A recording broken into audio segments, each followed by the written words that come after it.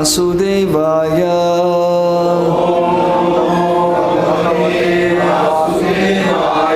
ओम नमो भगवते वासुदेवाय।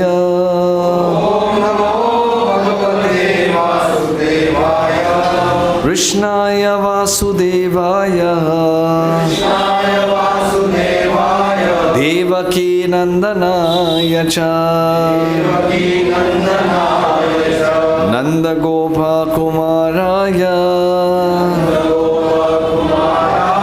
गोविंदाय नमो नमः। नष्टप्रायेषु अभद्रेषु नित्यं भागवत सेवया भगवती उत्तम श्लोके भक्तिर्भवति नैष्टुकी।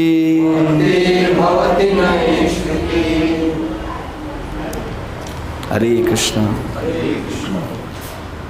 आज हम श्रीमद् भागवतम का भागवतम के दूसरा स्कंद में से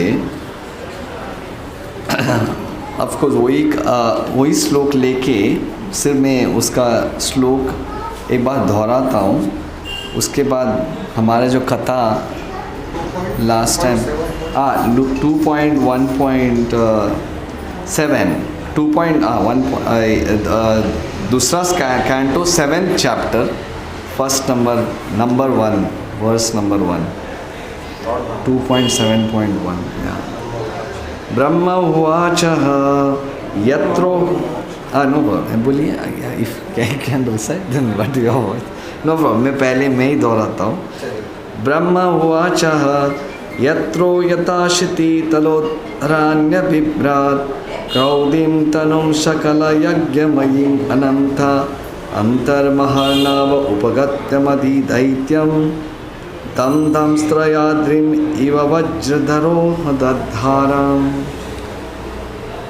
Translation: Lord Brahma said, when the unlimited powerful Lord assumed the form of a boar as a pastime, just to lift the planet Earth, which was drowned in the great ocean of the universe called the Garbhodaka, the first demon Hiranyaksha appeared, and Lord pierced him with his tusk. Om Ajnantimirandasya Jnananjana Shalakaya Chakshurunmilitam Yena Tasmai Shri Gurave Namaha।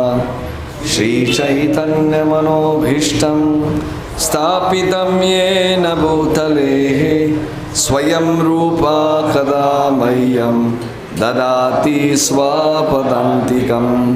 Vandeham Shri Guru Shri Yuta-padakamalam Shri Gurun Vaishnavam-scha Shri Rupam Sagrajatam Sahagana Raghunath-anvitam Tam Sajivam Sadvaitam Savadhutam Parijana Sahitam Krishna Chaitanya Devam Shri Radha Krishna Padan Sahagana Lalita Shri Vishakam-vitamscha।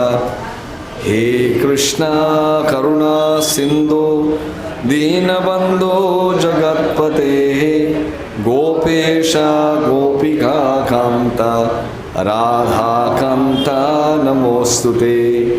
Tapta Kanchana Gaurangi Radhe Vrindavaneshwari Rishabhanusute Devi Pranamami Haripriye।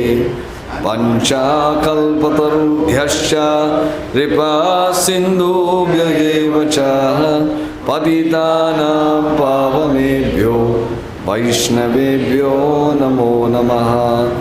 Namahom Vishnuparaya Krishna Prestaya Bhutale Srimate Bhakti Vedanta Swami Niti Namine।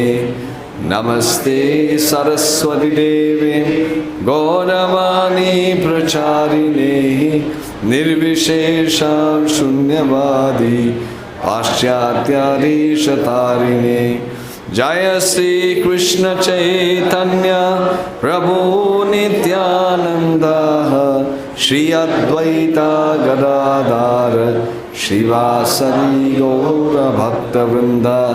हरे कृष्णा कृष्णा कृष्णा हरे हरे, हरे राम राम राम हरे हरे। हरे कृष्णा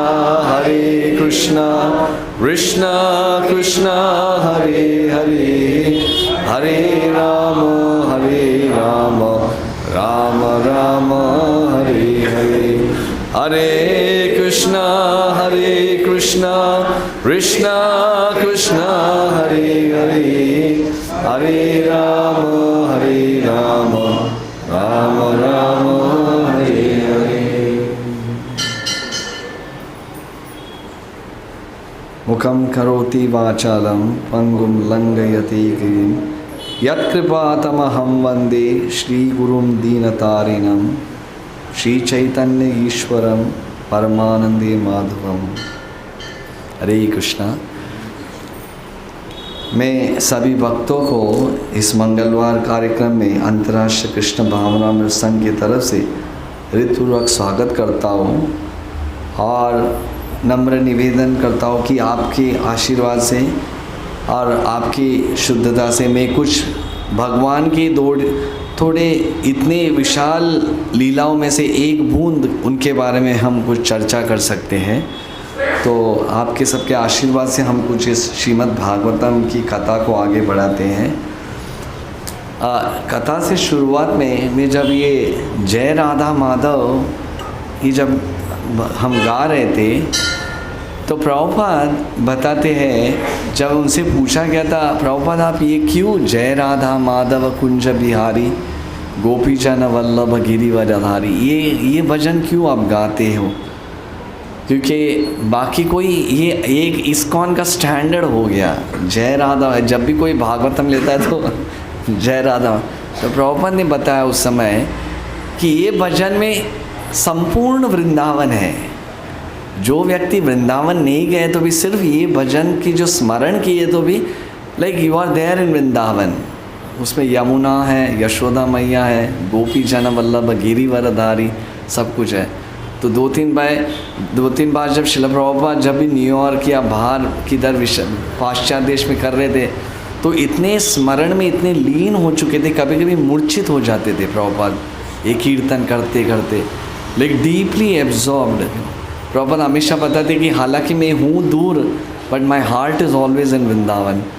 तो ये जो भजन आचार्य लोग ने ये प्रस्तुत करने की वजह से इसमें इतना शुद्धिकरण है, इसका इतना वैल्यू है कि प्रभुपाद उसमें भी उसमें भी बहुत सारे लीला है जो श्री प्रभुपाद हमेशा भगवान को याद।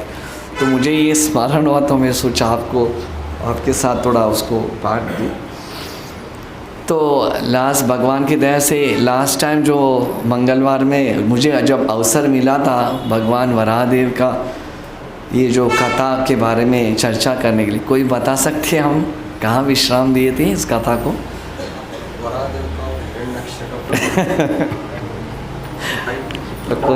आज आपको दावत सका वो दो उनके वॉइस एकदम ये जगह फिर भी वो आए, ये उनकी असीम कृपा है कि मेरे बस से व्यक्ति के लिस्ट में प्रवचन के लिए ज़रूरत आली का ज़रूरत नहीं था।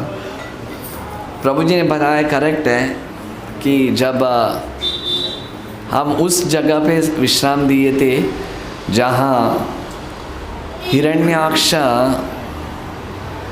वराहदेव अपने जो धाड़ थे जो टस्क है उसमें से भूदेवी को उठा के ऊपर लेके आ रहे थे। वही भूदेवी जिसमें आज हम निवास कर रहे हैं, यही भूदेवी भूलोका, इसको उठा के वराहदेव अपने जो दो धाड़ हाथ जैसे उसको क्या बोलते टस्क को क्यों नहीं टस्क ही बोलते हैं उसके भगवान के जो नॉर्मली आप देखोगे सुअर के सामने जो रहता है उसके ऊपर भगवान भूदेवी को गर्भोदक का सागर से ऊपर उठाते उठाते उस समय हिरण्याक्ष ये दृश्य देखता है और चिल्लाता है, अरे कौन हो तुम, छोड़ दो मेरे साथ युद्ध कर। उनको बोलते कि एक चैलेंज देते उसको वराहदेव को बोलते कि मेरे से यार युद्ध करो बोल के, तो वराहदेव उसके ऊपर देखते भी नहीं है, वो सुन के भी एकदम उसको बोलते नज़रअंदाज करके उसको आगे चल, क्योंकि वो चाहते थे कि ये जो युद्ध में मुझे भूदेवी को, भूलोक देवी जो धरती माता को मुझे परेशान नहीं करना है।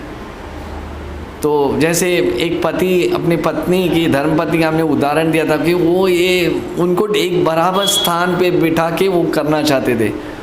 तो वो जगह पे जब भगवान वराहदेव भूदेवी को एक बराबर स्थान पे जगह रखकर बाद में उसके जो चुनौती को सिलेक्ट करते हैं, लेते हैं हिरण्याक्ष का, तो हिरण्याक्ष अच्छा तो देखते उसकी तरफ, बताते कि ये जो युद्ध था 3rd कैंटो भागवतम में, ऑफकोर्स अभी भगवान की आशीर्वाद से जब हम 3रा स्कंद भागवतम में आएंगे तो तभी इसके विशाल विस्तार पूर्वक इनके युद्ध के बारे में श्री व्यासदेव बताए हैं। पर बताते हैं कि जब भगवान जब हिरण्याक्ष भगवान वराहदेव के सामने आ जाते हैं, बताते कि भगवान के साथ जो चुनौती देता है वो कोई चिंटू मिंटू कोई व्यक्ति नहीं रहता है, बोलते इक्वल का टक्कर होना चाहिए, इक्वल का टक्कर। ऐसे नहीं कि कोई लल्लू बल्लू जो एकदम 80 किलो का जो बॉक्सर या वेट लिफ्टर, जैसे जब हम लोग छोटे थे, ऑफ कोर्स आप लोगों भी देखा होगा, पता नहीं, जब स्कूल में था तभी एक फेमस बॉक्सर था माइक टाइसन बोल के, माइक टाइसन। और माइक टाइसन और वो फेमस बॉक्सिंग सेशन रहता था, आज भी होता है कि पता नहीं, लास वेगास में होता है। तो उसके सामने बड़े बड़े इन लोग ही रहते हैं, इवैंडर हॉलीफील्ड या जो, आपको सॉरी मैं उनका सब नाम है, पर इक्वल का टक्कर रहना चाहिए। ऐसे कोई 80 किलो का जो वजन के सामने वाले को आप 40 किलो का बोले, यार ये तो फाइट इक्वल नहीं है, ये इक्वल का जो सेम व्यक्ति तो आना चाहिए। उसी तरह परम देवोत्तम पुरुष कृष्णा, अखिलांड कोटि ब्रह्मांड नायक कृष्णा, उनके सामने अगर ऐसे ही कोई व्यक्ति आके युद्ध का चुनौती तो नहीं दिख सकता है। तो भगवान ने स्वयं इसलिए जय विजय को भेजा था। जय विजय को भेजने का मतलब क्या है कि मेरे साथ युद्ध कर सकता है तो मेरे पार्षद ही युद्ध कर सकते हैं, नित्य सिद्ध भक्ति ही वो ही लीला कर सकते हैं। नित्य बद्ध हम जैसे व्यक्ति के पास उतनी क्षमता भी नहीं है और उतनी योग्यता भी नहीं है कि भगवान के साथ हम युद्ध करने की अवसर भी मिले। वो उतना पुण्य कर्म भी होना चाहिए, उतना भगवान की असीम कृपा होना चाहिए। It is not easy. पहले बात तो उनके साथ उतनी बता दी कि पता नहीं हैव एन ऑडियंस, उनके साथ सामने आमने सामने आना भी मिलना, वो भगवान उनकी असीम कृपा होना चाहिए। इसलिए नित्य सिद्ध भक्ति ही वो ये लीला कर सकते हैं। इसलिए हिरण्याक्ष भगवान वराहदेव के सामने भगवान ने वैसे ही व्यक्ति को चुनौती दे दिया, यही व्यक्ति है बराबर ही मेरे साथ युद्ध करने, एक भगवान की लीला है। और ऐसे नहीं कि वो नाटक कर रहे थे, एकदम कंप्लीटली हिरण्याक्ष मतलब उसको कंप्लीटली भगवान विष्णु एक बताते कि दुश्मन के सम्मान ही थे। वो बोल रहा आज तो इसका तो मैं एक हड्डी पसली करके ही रहूँगा, आज आर या पार जो भी है इसमें धरती माता को जो मैंने छुपा के रखा था, इसकी उतना औकात कैसे बनता है कि इसने धरती को उठाया, आज तो आर ही पार से था। और भगवान भी वराहदेव बताते हैं कि जब बताते ना, जब युद्ध शुरुआत होता है उस समय की बात है, जब युद्ध बताते ना आक्रमण करते ना, आक्रमण उस समय बताते कि वो चिल्लाते हैं, इतनी जोर से चिल्लाते हैं कि वो सामने वाला जो व्यक्ति है, जो दुश्मन है, उसका जो हौसला है वो एकदम पानी पानी होना चाहिए। तो जब वराहदेव इतने जोर से चिल्लाते हैं, बताते कि शास्त्र में बाकी कोई रहेगा तो उनका कान बहरा हो सकता था, उतना जोर से ear drums would have been shattered, कान की जो पर्दा है वो फट जाता था। पर भगवान ने इतने जोर से चिल्लाने के बाद भी भगवान ने ये जो आवाज की जो गति है उसको कैसे भी रोक के रखे, ताकि मेरे भक्त जो देख रहे क्राउड डेमी गॉड्स उनका कान न बहर। तो तो भगवान इतनी जोर से चिल्लाते, तभी हिरण्याक्ष सुन के एकदम एक मिनट के लिए एकदम ये हो जाता है, फिर वो अपना चिल्लाता है और उसके बाद दोनों अपना गदा उठाते और बताते कि ऐसा युद्ध, घनघोर युद्ध हो जाता है कि एक दूसरे को बताते कि मारने के लिए तैयार थे। कहाँ पे, जैसे हम देखते हैं आजकल हॉलीवुड यार, बॉलीवुड यार, टॉलीवुड में फाइट स्टंट्स के लिए बहुत महत्व दिया जाता है, पर सबसे हाईएस्ट फाइट स्टंट से अगर आप सचमुच देखना चाहते हैं, सुनना चाहते हैं, ये जब हमें क्यों रुचि आता है, ये टॉलीवुड या बॉलीवुड हॉलीवुड क्यों हमें, अरे जो फाइट यार, क्या फाइट था यार, क्या फाइट था, क्योंकि हमें भागवत में वो हमें देखा नहीं ना, इसलिए हम उसमें जाके ढूंढते हैं अरे क्या फाइट था। पर अगर आप सचमुच इसमें देखेंगे, ये ओरिजिनल फाइट है, और जो व्यक्ति को ये फाइट में रुचि आ जाता है तो वो फाइट अरे अच्छी, वो तो बच्चों का खेल है उसको रुचि नहीं आता है। भगवान वराहदेव और हिरण्याक्ष का फाइट क्या है, बता दें कि एक दूसरे को स्टंट से बचाने के लिए एक गधा मारता तो दूसरा कैसे भी डॉज करने का, और कैसे भी वो, अगर आप डिटेल एक्सप्लेनेशन के प्रभुपाद हर क्षण उसके बताए। बीच बीच में ऐसे हुआ कि हिरण्याक्ष का गधा भगवान के वराहदेव की छाती में पड़ जाता है और भगवान भी घायल, चोट लग जाता है, क्योंकि अगर भगवान के ऊपर भी चोट नहीं आया तो बोलते ये तो वन साइडेड गेम हो गया, ये तो वन साइड, इसमें कोई रुचि मजा नहीं है, एक हीरो ही मारते जाए। हीरो पे भी कभी कभी खून आना चाहिए ना, तो तभी होते यार क्या हो, मार खाया फिर भी उठा। तो उसी तरह भगवान हिरण्याक्ष की जो मार है भगवान को लग जाता है, और एक समय ऐसा हो जाता है कि हिरण्याक्ष का जो गदा है वो ऐसा बताते कि विस्तार पूर्वक इतना एक्सपर्ट था वो गदा में कि भगवान का गदा को उसने ठोच के उठा के फेंक देता है सीधा। उसके इतना टैकलिंग में इतना एक्सपर्ट था कि युद्ध में कि सीधा उसके गदा से, भगवान के हाथ से गदा फिसल जाता है। तो बोलते जब वो गदा फिसल के गिर जाता है तो सामने वाला व्यक्ति एकदम ये हो जाता है, एक बात, वो इंसल्ट है, एक अपराध है, मतलब एकदम उसको पता है कि तेरा देख, तेरा मेरे सामने उसका तेरा स्ट्रेंथ भी है। तो भगवान एक ऐसा हिरण्याक्ष में भगवान का गदा निकल जाता है, तो कोई लोग से अरे सभी बाकी देव अरे ये कैसे हो बाप रे, और बता देना सब लोग के हृदय मुंह में आ गया, माय गॉड अभी तो हो गया, हिरण्याक्ष का भगवान के हाथ में गदा नहीं है। तो तभी क्या करते ना, वो इंसल्ट को और बढ़ाने के लिए क्या करते ना, जो व्यक्ति का उसको और तुच्छ करने के लिए गदा उठा के ये ले चल युद्ध कर, बोलते ना चल छोड़ता हो और युद्ध कर। तो भगवान विनम्रता पूर्वक ले लेते हैं वो, और तब वापस युद्ध चालू होता है, और ऐसा फाइट होते थे। अभी भगवान का चांस था कि भगवान ने उठा के उसको फेंक दिया, उसका गधे को सीधा गधा, और तभी वराहदेव ने जब उठा के हिरण्य ले, और तब वो सहन नहीं कर पाया। For a man of respect insult is worse than death, ये उसको मृत्यु से भी खराब है। मेरे हाथ से गधा कभी फिसला ही नहीं है, ऐसा हुआ कैसे, बोला नहीं चाहिए।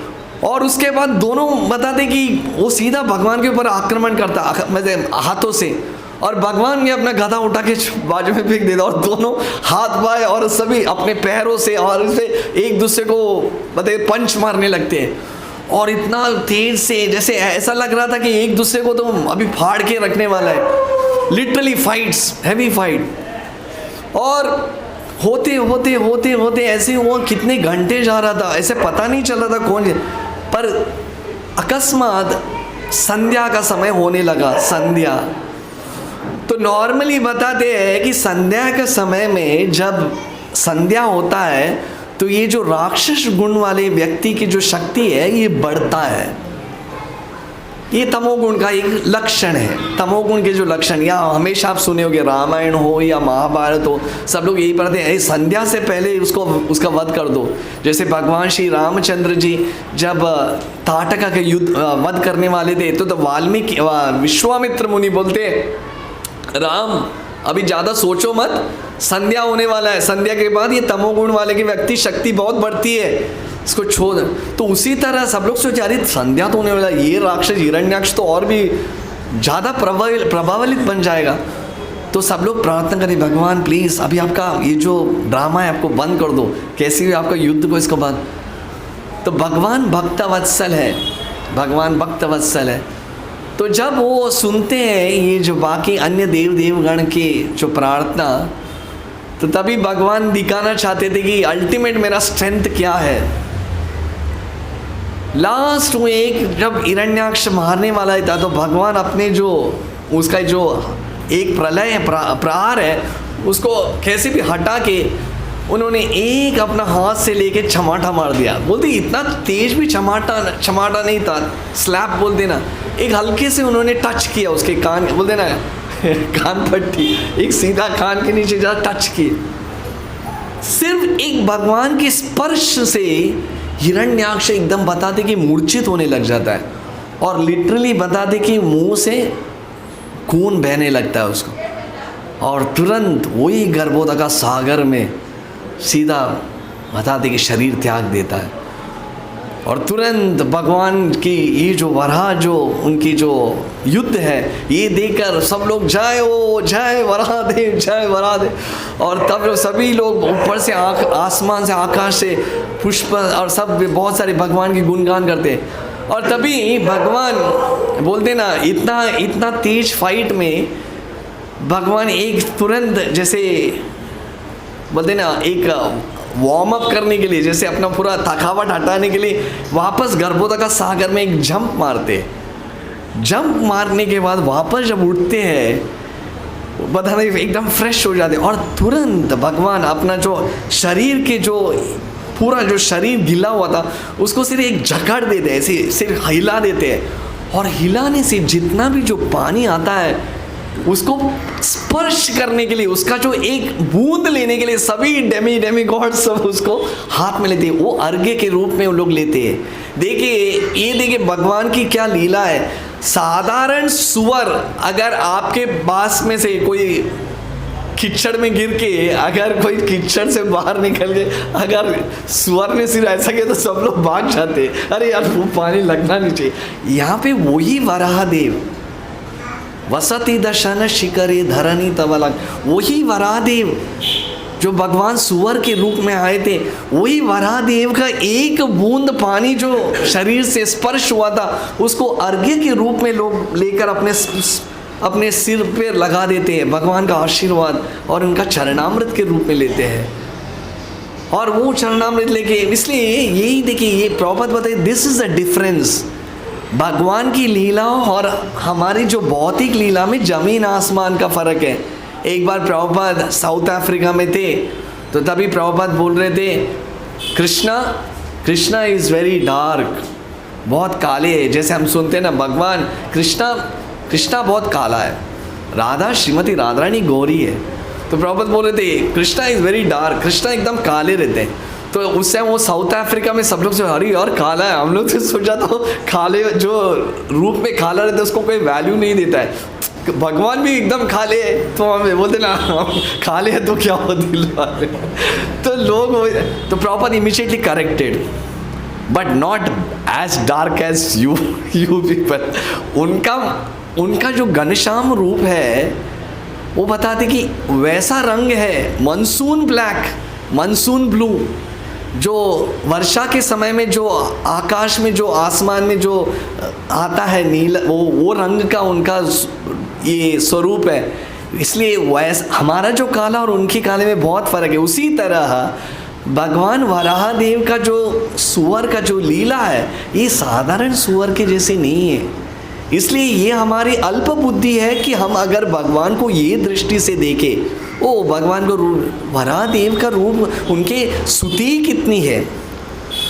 तो ये लीला एक्चुअली मैं बताना चाहता था। अगर आचार्य लोग बहुत सारे इसके बारे में बताते हैं, ये सिर्फ लीला से हमें क्या समझता है और इसकी क्या भगवान की लीला के पीछे हमें क्या अनुभव मिलता है, इसके बारे में हम थोड़ा चर्चा करेंगे।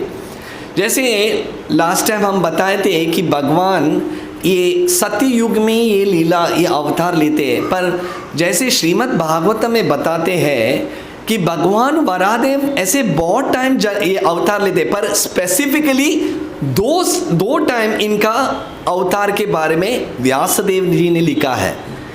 एक है श्वेतवरह और दूसरा है रक्तवरह।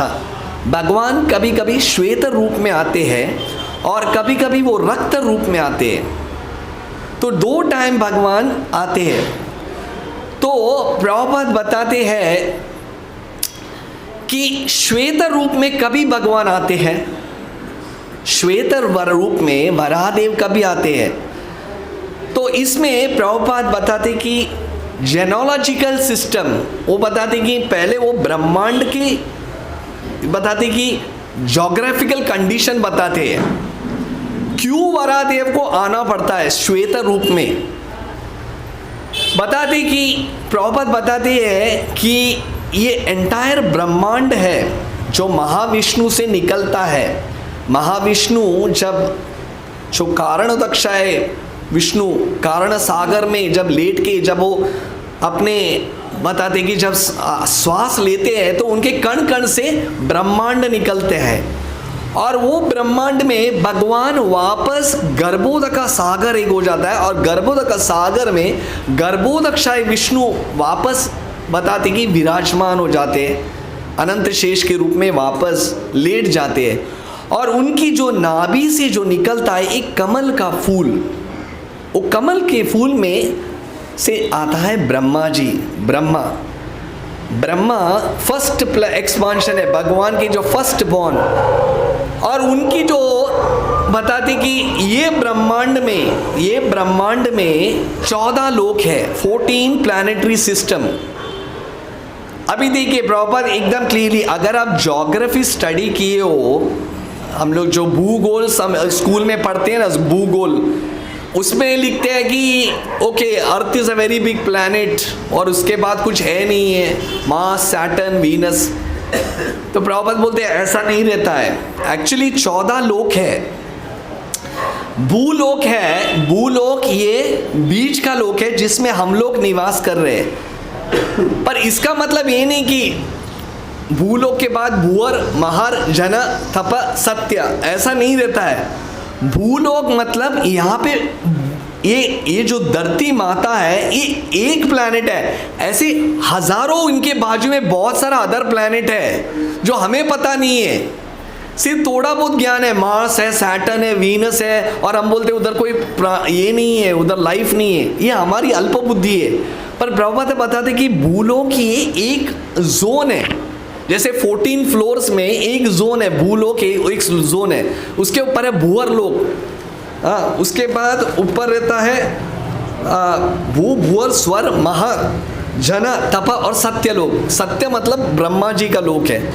और वैसे ही नीचे बता देना नरक के प्लैनेट्स, नरक जो हेलिश प्लैनेट वो नीचे है, वो है अतल, वितल, सुतल, तलातल, महातल, रसतल, पाताल। सबसे नीचे का प्लैनेट है पाताल लोक। पाताल लोक रहता है वहाँ पे हम लोग। उसी तरह जैसे पाताल लोक मतलब एक प्लैनेट नहीं है, वहाँ हजारों प्लैनेट है, बहुत सारे पूरे, और वहाँ पे पूरा यमराज का ये सब रहता है। और उसके नीचे है गर्भोदक सागर। तो ये जो 14 प्लैनेट है ब्रह्मा जी के जो कमल का जो फूल का स्टेम है उसमें ऐसा पड़ा हुआ है। भूलोक, भूअर लोक, महार लोक, जना लोक, तपालोक, सत्य, ऐसा। तो बताते हैं कि जब ब्रह्मा जी की आयु मतलब उनका दिन का आयु क्या है, 1000 बार, 1 कल्पा, 1000, सत्य, त्रेता, द्वापर, कली, ये 4 युग का जब साइकिल होता है, सत्य, त्रेता, द्वापर, कली, सत्य, त्रेता, द्वापर, कली, सत्य, त्रेता, द्वापर, कली, ये 1000 बार जब घूमता है तो ये होता है एक कल्प। एक कल्प मतलब 1000 बार गुने, वो रहता है ब्रह्मा जी का एक दिन। अभी देखिए सत्य युग, त्रेता युग, द्वापर युग, कलयुग, ये कोई एक दिन का नहीं है, एक साल का नहीं है। 4,32,000 ईयर्स कलयुग का है। उसका 2 बार ऐड करो, मल्टीप्लाई करो, 2 टाइम्स एडिशन, 4,32,000 इंटू 2 टाइम्स, वो द्वापर युग है। उसके बाद त्रेता युग 4,32,000 ईयर्स का 3 टाइम्स करो, वो रहता है त्रेता युग। 4,32,000 ईयर्स, उसको 4 बार मल्टीप्लाई किया तो वो सत्ययुग रहता है। तो उतना साल एक चक्कर मारा तो एक कल्प होता, मतलब एक छोटा सा एक युग ये हो जाए, 4 युग का एक साइकिल होता है। वैसे 1000 बार होना चाहिए। तो सोचिए ब्रह्मा जी का लाइफ टाइम क्या है, वो एक दिन होता है ब्रह्मा जी का, और उसी तरह रात भी उतना ही ड्यूरेशन ब्रह्मा जी का रात। तो जब ब्रह्मा जी का दिन हो जाता है एक चक्कर, और जब रात हो जाता है तो उस समय बताती अर्ध प्रलय हो जाता है। प्रलय मतलब क्या है, मतलब भगवान ये जो बाकी जो ये भूलोक है, बाकी जो सभी प्लैनेट है, पानी में अंदर चले जाता है, गर्भोदक का सागर ऊपर आ जाता है, और बोलते ना प्रलय का समय आ गया। प्रलय जो जब ब्रह्मा जी सोते हैं तो अर्ध प्रलय हो जाता है, और ब्रह्मा जी का 100 साल होने के बाद महाप्रलय हो जाता है। तो उस समय जब ब्रह्मा जी के रात में जब ब्रह्मा जी सोते हैं तो अर्ध प्रलय के समय सिर्फ 3 लोग बच जाता है।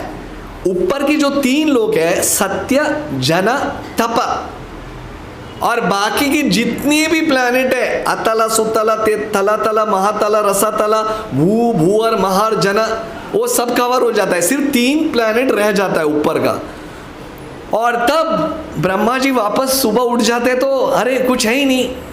देखिए ये मैं लास्ट टाइम ही बता रहा था कि हमें रोज उठ के इतना प्रयास करना पड़ता है, ये रोज ब्रह्मा जी को भी प्रयास करना पड़ता है। अरे उठ के अभी मैं कौन हूँ, मुझे ही पता नहीं मैं कौन हूँ, वापस उनको तपस्या करना है। उनको भी जाप का बहुत प्रॉब्लम हो जाता है, ये हमारा ही नहीं है, हमारे परदादा ब्रह्मा जी को भी प्रॉब्लम है।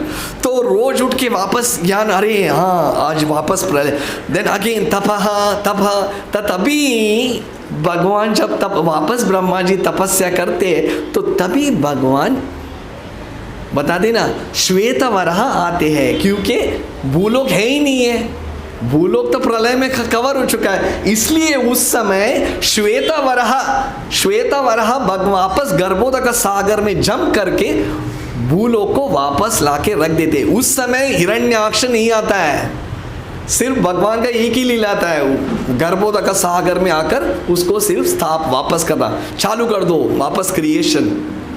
तो वो रहा, और नेक्स्ट टाइम जब वराहदेव आते हैं तभी हिरण्याक्ष आ जाता है। तो इसलिए भगवान 2 समय आते हैं, एक कभी कभी श्वेत वराह और कभी कभी रक्त वराह। तो प्रभुपाद एक बहुत अच्छा बता रहे थे, मैं आज प्रभुपाद के तात्पर्य में पढ़ रहा था, जब वराहदेव जब भूलोक को जब उठाते हैं, गर्भोदक सागर से उठाते हैं, तो तभी जो उनकी जो धाड़ है, उनकी जो टस्क है, जब भगवान की धरती माता को लग जाता है तो सिर्फ लगने से ही, देखिए हम जैसे लोग जो व्यक्ति है, जो हम इस भूलोक में हैं, हम जैसे मृत शरीर में हैं, हमारी जो ये शरीर से अगर कुछ उत्पादन करना है तो स्त्री और पुरुष को साथ में आने के बाद एक जननी को जन्म दे सकते हैं। पर भगवान की सिर्फ स्पर्श मात्र से, सिर्फ उन्होंने सिर्फ स्पर्श किया था, भूदेवी को सिर्फ स्पर्श करने से उन्होंने एक पुत्र को जन्म दिया था, उन्होंने एक पुत्र को जन्म दिया था। कौन बोल सकते हैं वो पुत्र का नाम क्या था? वराहदेव ने भूदेवी को एक स्पर्श किए थे, जब वो जगह आज भी है, आपके ज्ञान के लिए मैं बताता हूँ, ये वो जगह कहाँ है आपको किसको पता है? कौन सा है इस भारत देश में कौन सा जगह है जहाँ भगवान ने भूदेवी को टच किए थे, उठाए थे गर्भोदक सागर? जैसे पूरा राउंड है, आपको पता है धरती तो राउंड है, राउंड में इधर भी टच कर सकते थे, इधर भी टच कर सकते, पर कौन से है वो जगह जहाँ पे उनका जो धाड़ लगा हुआ है, किसको पता है? Where is that place in India where Varahadev touch the body of earth planet? कहाँ है वो जगह? कहाँ? नो द्वारका। ये जगह है वराह क्षेत्र, ये है उड़पी के पास में है वराह क्षेत्र। उसको वो आज भी वो जगह का नाम वराह क्षेत्र है। उसको बोलते हैं उस इट इज़ नियर मैंगलोर के जगह पे है। वो जगह पे भगवान वराह देव ने उठा के लिया था, वो उसको वो जगह पे आज भी वो मार्क है जो वराह देव, इसलिए उसको वराह क्षेत्र बोलते हैं। It is in somewhere near Mangalore, Kundapur या कोई वही साइड में है, तो वो आज भी है। तो जब वो जगह पे उन्होंने उठाया था तो उन्होंने स्पर्श से भूदेवी को एक पुत्र जन्म, उन्होंने एक पुत्र का वरदान दिया था और उसमें से एक पुत्र का जन्म हुआ था। कौन बता कौन है, उनका नाम क्या है? एनीवन? वो बालक कौन था जो वराहदेव और भूदेवी के स्पर्श से जन्म लिया था? नो दिवाली में हम लोग 3 दिन मनाते हैं। वो 3 दिन क्या है? एक है दीपावली, नरक चतुर्दशी, नरकासुर, उसका दूसरा नाम था भौमासुर। एक्चुअली उसका नाम था भौमा, क्योंकि भूदेवी को टच करने से, देखिए भगवान से स्पर्श मात्र से उनकी ये था, उनका सिर्फ ग्लांस से वो एक कुछ भी एक पुत्र को जन्म दे सकते हैं। सिर्फ भूदेवी को सिर्फ उनके दाढ़ से टच करने से एक पुत्र का जन्म हुआ था, उसका नाम था भौमा। तो प्रभुपाद बोलते हैं कि ये भौमा, ये बालक बहुत अच्छा था, पर संग दोष से, देखिए संग दोष कितना तेज है। भगवान ये लीला क्यों कर रहे हैं? क्योंकि हमें बताने के लिए कि बेटा ये इससे 2 चीज समझा सकते हैं। एक चीज है कि कितना भी अच्छा व्यक्ति हो, अगर उसका संग, बताते कि किसी तुच्छ व्यक्ति के साथ संग होता है तो कितना भी अच्छा चीज भी वो खराब हो जाता है। जैसे एक बॉक्स में अगर एक एप्पल, एक खराब एप्पल रहेगा या एक आम बस हो जाता है पूरा एप्पल को खराब करने के लिए, उसी तरह कितना भी अच्छा गुण हो, पर अगर आपका संग विषयी छाड़िया, विषयी लोग के साथ आप संग कर रहे हो तो आपका सब कितना भी अच्छा गुण हो सब दुर्गुण हो जाता है। तो भगवान ये एक सिखाना चाहिए। और दूसरा है कभी कभी भक्त लोग को एकदम विचलित हो जाते हैं, अरे मुझे पता नहीं, मैं तो भक्ति कर रहा हूँ, पर क्या गारंटी है मेरा बच्चा भी भक्त बनेगा। एक टेंशन हमेशा हर माता, स्पेशली हरे कृष्ण डिवोटीज और कृष्ण कॉन्शियस, एक जो आध्यात्मिक पेरेंट्स को एक सबसे बड़ा डर रहता है, ये सबसे बड़ा डर रहता है, मैं तो कर रहा हूँ, क्या मेरा बेटा भक्त बनेगा? इसलिए सभी लोग से जाके मुझे और कुछ नहीं, मेरा बच्चे को एक आशीर्वाद। प्रभुपाद के पिताजी भी बोले थे इसको ज़्यादा कुछ ये नहीं, सिर्फ यही आशीर्वाद दे दो कि राधा रानी का भक्त बने, क्योंकि सब लोग ये चाहते हैं, क्योंकि ये सबसे बड़ा मुश्किल है इस भौतिक दुनिया में, पता नहीं कभी पतन हो सकता है। इसलिए आप लोग आशीर्वाद दे दो ये बच्चा और कुछ नहीं, भगवान का भक्त बने, वो सबसे साधु का आशीर्वाद ले लो, साधु का। तो भगवान भी दिखाना चाहते हैं इतना डिस्टर्ब मत हो जाओ, मेरा ही बेटा मेरा भक्त नहीं बना तो तुम्हें क्या उतना डर, ये गारंटी है तुम्हारा प्रयास करो, डोंट वरी।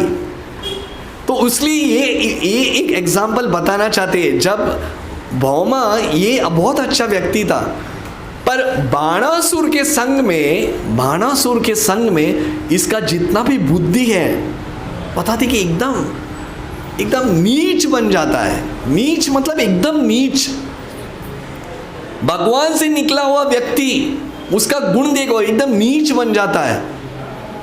बाणासुर के संग में इतना नीच बन जाता है कि लिटरली बताते कि धरती माता के लिए उसकी माता को ही बोझ बढ़ गया वो।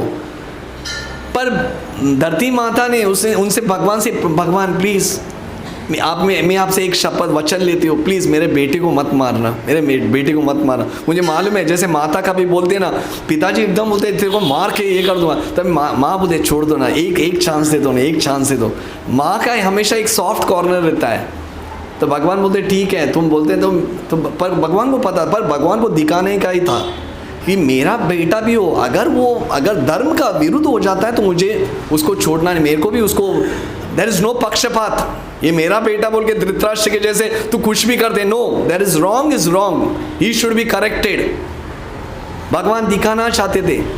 तो क्या हो जाता है, ये कथा हुआ था सत्ययुग में, पर भगवान जब द्वापर युग में कृष्ण के रूप में आ जाता है तो वो एक समय की बात थी जब ये जो भौमासुर है उसने प्रज्ञा ज्योतिषपुर, वो एक जगह है, वहाँ पे उसने 16,000 स्त्रियों को बताते कि किडनैप करके अपने जगह पे रख दिया था। 16,000 राजा लोग की जो बेटियां हैं उनको किडनैप करके रखा थे। तो तभी भगवान इंद्रदेव आ जाते हैं और बोलते हैं कि भगवान प्लीज़ आप कैसे भी ये जो भौमासुर को बता दें कि इसको मार दो, नहीं तो ये पूरा जितना भी है इसको किसी को भी नहीं छोड़ रहा है। तो तभी भगवान को याद आ जाता है, मैंने भूमि देवी को शपथ दिया है, भूमि देवी तो शपथ दिया है, अभी कैसे करूँ। मैं आप लोग से एक प्रश्न पूछता हूँ, आप लोग तिरुपति गए हो? सब लोग तिरुपति, एवरीवन। भगवान की बताते कि रेस जो छाती है, उस बोलते हैं ना उसको एक उसको बोलते हैं एक जो भगवान की छाती में 2 चीज़ निवास कर रहे हैं, एक है लक्ष्मी देवी और दूसरी कौन है? भूदेवी, पद्मावती, श्रीदेवी और भूदेवी। तो उसको बोलते जहाँ लक्ष्मी और श्रीवत्सा भगवान जहाँ श्रीदेवी निवास करते श्रीवत्स बोलते, लक्ष्मी देवी एक साइड पे और दूसरे में भूदेवी। अगर आप बराबर से ध्यानपूर्वक या फोटो में भी देखोगे भगवान वेंकटरमण बालाजी के हृदय में श्रीदेवी और भूदेवी निवास करते हैं। तो तभी भगवान सोचने लगे मैंने तो भूदेवी को शपथ दिया है, मैं तो इसको नहीं मार सकता हो। पर सेम भूदेवी के और एक एनर्जी कौन है? जब भगवान विवाह किए थे पहला हु द फर्स्ट प्रिंसेस, वो द पहले रानी कौन है कृष्ण का? रुक्मिणी है श्रीदेवी की शक्ति। Is it not? Goddess Lakshmi की देवी की शक्ति है रुक्मिणी। दूसरी प्रिंसेस कौन है? सत्यभामा बोलते हैं ये भूदेवी की शक्ति है। द सुप्रीम जो धरती जो प्लैनेट है उनके एक्सपांशन भूदेवी की शक्ति है सत्यभामा।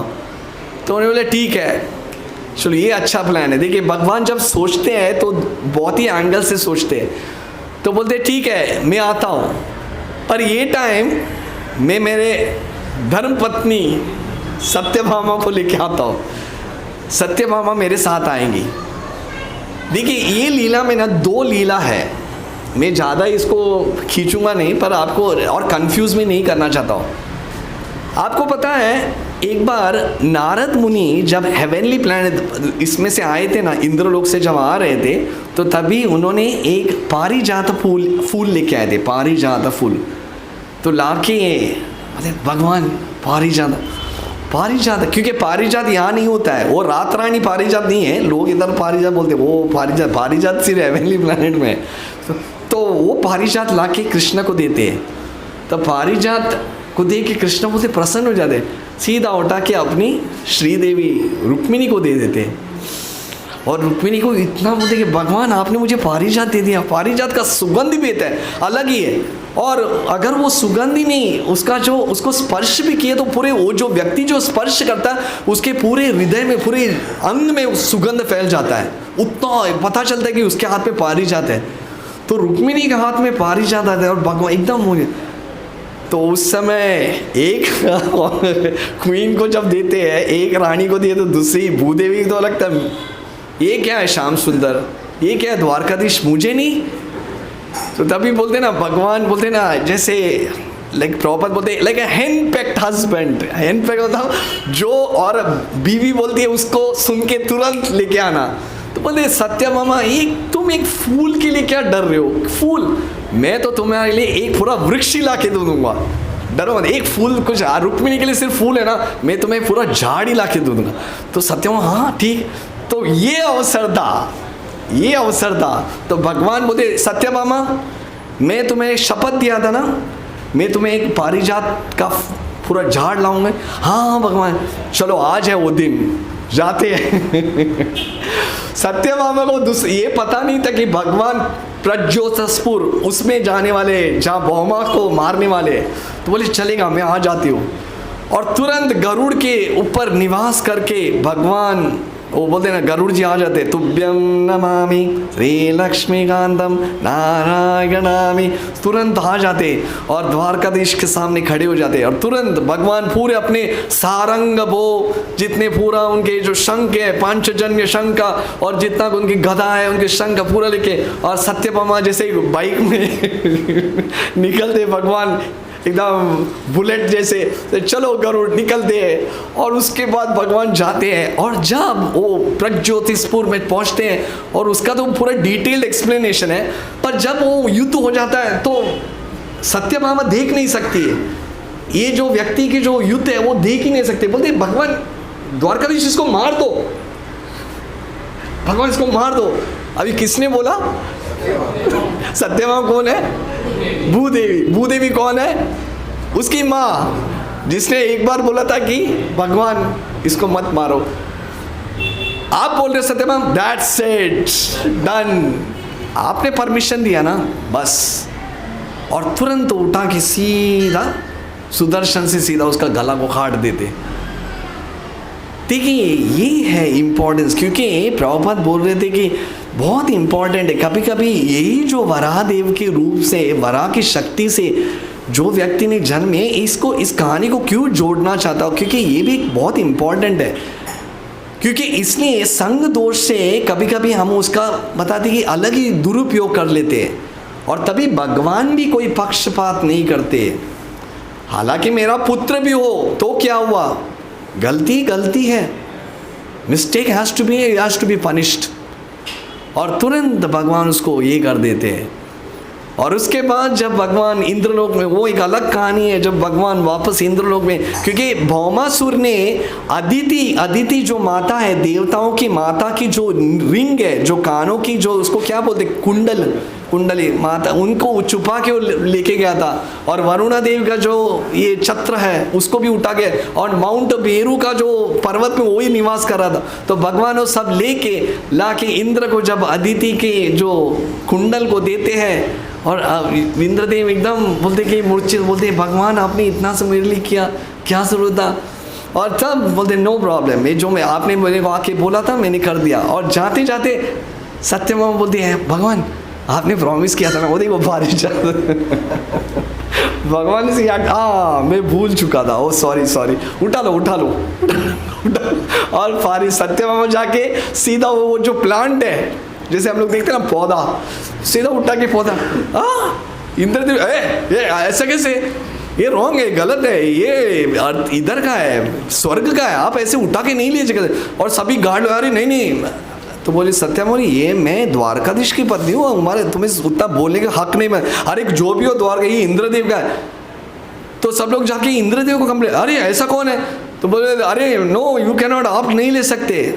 तो मैं अभी तुम्हें तुम्हारी माता का जो कुंडल, वो कुछ भी हो भगवान, ये रूल्स है, आप भगवान को रूल्स सिखाने लगते। तो भगवान वहाँ पे वापस युद्ध चालू कर देते। देखिए कभी कभी हम सोचते ना, बोलते ना, प्रभुपाद बोलते हैं कर्म मिश्र भक्त मतलब क्या है? व्हाट इज कर्म मिश्र भक्त? कर्म मिश्र भक्त मतलब जब तकलीफ आता है तो भगवान, संकट बंधन है वेंकट रमणा, जब संकट आ जाता है तो वेंकट रमणा, और जब संकट से निकल जाते कौन भगवान छोड़ो यार मेरा काम इतना, वो बाद में करते रहे, वो बाद में अरे नो टाइम, एटलीस्ट आप भी समझना चाहिए ना, जाप सब मैं करूँगा ना, शाम को करता हूँ, अर्च विग्रह का हाँ हरे कृष्णा चलो मैं निकाल दो, मीन्स फॉरगॉटन। वही जो भगवान ने तुम्हें दुख के समय में हेल्प किया था वो सब छोड़ जाते। तो कर्म मिश्र भक्त मतलब गिव एंड टेक, मेरा काम हो गया और तुम तुम्हारी जगह पे मैं मेरे जगह पे, बाद में जब दुख आएगा तो मैं आ जाता हूँ वापस, घंटी बजाना, नारियल चढ़ाना, ये मैं उस टाइम, अभी आपका हो गया काम, चलो अभी ये फल है। पर प्रभुपाद बोलते हैं नित्य सिद्ध भक्त, कर्म मिश्र भक्त और नित्य सिद्ध भक्त। व्हाट इज नित्य सिद्ध भक्त? तो प्रभुपाद तुलना करते, यही इंद्रदेव जब पारिजात का फूल निकलते वापस खड़े हो जाते, पर यही भक्त श्री प्रहलाद महाराज, he performed devotional service for one मनवंतर, एक मनवंतर तक कितना भी दुख आए या सुख आए, कभी भगवान को, दैट्स वाई जब नरसिंह देव के सामने खड़े हो जाते हैं, नरसिंह, भगवान आप ये मत पूछो, मुझे बिजनेस टीम्स मेरे को नहीं करना है, मुझे आपको भूलना नहीं है, I don't want to forget you. ये एक नित्य सिद्ध भक्त का लक्षण रहता है, उसका सिर्फ लेन देन का संबंध नहीं है, he really wants to serve God. किसी स्थिति में सुख आए और दुख आए, main thing I want to serve you. तो ये एक लीला, इस पहला जो हमारी जो कथा है, वराहदेव की जो कथा है, उसमें मैंने ये एक स्टार्ट करके मैंने बताया आप लोग को। अभी दूसरे मंगलवार जब भी मुझे अवसर मिलेगा तो हम भगवान की दूसरी लीला, वो अवतार के बारे में हम चर्चा करेंगे। Let us see what ever this thing. तो अभी पता नहीं अगले मंगलवार को इस गौर पूर्णिमा, तभी तो है अपने में, इट्स ऑल ऑफ कोर्स वो बताया जाएगा आपको ट्यूसडे प्रोग्राम है कि नहीं। पर हम यही आज ये इस कथा से हम यही प्रार्थना करते हैं, प्रभुपाद बताते कि जिस तरह वराहदेव जो पाताल लोक से भूदेवी को उठा के वापस उन्होंने स्थान पे रख दिया, उसी तरह हम यही श्री वराहदेव वितरसी दिक्षुरने दिक्पति कमनीयम दशमुख वसति दशन शिखरे तरनी तवलाग्ना शशिनी कलंक कलेव निमाग्ना। भगवान वराहदेव भी हमारे हृदय जो कलमश है, बता दें कि कीचड़ के समान है, उस कीचड़ में घुस के हमारी जो भक्ति है उसको वापस ला के स्थापना करें। ये हमारा प्रज्ञा उनके लिए प्रार्थना है कि प्लीज़ वराहदेव, हमारे जो हृदय में इतनी कलमश है, वो इतनी बताइए नीच जगह है, वहाँ से हमारी जो भक्ति है जो गिरा हुआ है उसको उठा के वापस स्थापना कर दीजिए। ये हमारा प्रार्थना होना चाहिए। इसलिए आचार्य लोग यही बोलते हैं कि वराहदेव, अगर हम वराहदेव की ये रूप से आराधना करेंगे तो तभी हमारी जो भगवान के प्रति आकर्षण, वो जो भक्ति है, वो वापस स्थापन हो सकती है। इसलिए हमें वही प्रार्थना करके हम इस कथा को समाप्त कर देंगे। हरे कृष्ण।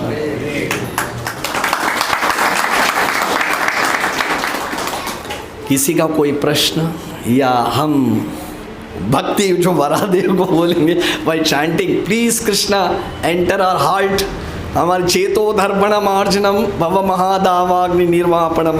हमारे हृदय इतनी गंदी है, मतलब पाताल लोक से भी गंदा है हमारा, इसमें से कैसे भी भगवान का जो नाम जाप से ही वो भक्ति को वापस स्थापन कर सकती है।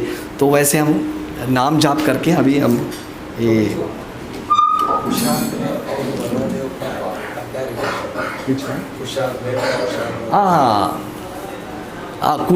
कुशाग्रास बोलते हैं एक्चुअली। इसके बारे में मुझे भी ज़्यादा डिटेल नहीं है, पर बताते हैं कि वो जो कुशा है, कुशा जो घास है, भगवान जब वो ये करते हैं ना, अपने जो इसमें से निकलता है पानी, जब वो गर्भोदक का सागर से उठा के जब वो ऐसे अपने शरीर में लगाओ पानी को फेंकते हैं, तो उसमें से गिरा हुआ पानी में से वो जो कुशाग्रास आता है, तो वो कुशाग्रास आपने देखा होगा, दर्भ घास वो अलग रहता है और कुशा घास रहता है, वो पूजा के समय हम लोग यूज़ करते हैं। कुशा का जो चटाई है उसके ऊपर बैठ के हम अर्चना करते हैं। और बताते कि संत महापुरुष भी जब जंगल में करते हैं, वो लोग कुशा के ऊपर बैठ के ये करते हैं। एक बात तो भगवान की याद स्मरण में कि ये निकला हुआ है भगवान के इसमें से पानी में के गिर के वो घास उगता है, और वो घास का बहुत महत्वपूर्ण है कि जब वो उसके ऊपर बैठते हैं तो ये सब विषैली जंतु नहीं आते हैं, स्नेक्स एंड स्कॉर्पियंस ये सब आते नहीं। पर ये बहुत अच्छा पॉइंट है, दामोदर सखा वो इमीडिएटली याद करवाए। देखिए कृष्णा में हम हमेशा you should be so particular that what is connected to Krishna. तो इमीडिएटली उन्होंने याद करवाया, यार एक kusha grass is connected to Varahadev. बहुत अच्छा, मेरे स्मरण से निकल गया था। फिर भी उसमें डिटेल्ड एक्सप्लेनेशन आप लोग शास्त्र में पढ़ लो, जितना मेरा ज्ञान था I explained it, may be that is more explanation for that actually. Hare Krishna. या एक ओके हिरण्याक्ष का वध करते हैं, लेकिन आपने बताया कि वो एक तमाचा मारते हैं हाँ। ये मर जाता है। प्रभु जी ने बहुत अच्छा, दैट मीन्स श्रुतिदार, क्योंकि इन्होंने ऐसे ही नहीं बोला है। मैं एक लास्ट बोल के एंड करता हूँ। यहाँ पे प्रॉपर क्लियरली बोलते हैं, Hiranyaksha was killed by the hand of the Lord, the demon, Srila Jiva Goswami, according to Srila Jiva Goswami, the demon Hiranyaksha was killed by the hand of the Lord. Therefore, his version is that after being killed by the hand of the Lord, the demon was pierced by the tusk. Srila Vishwanath Chakravarti Thakur confirms this version.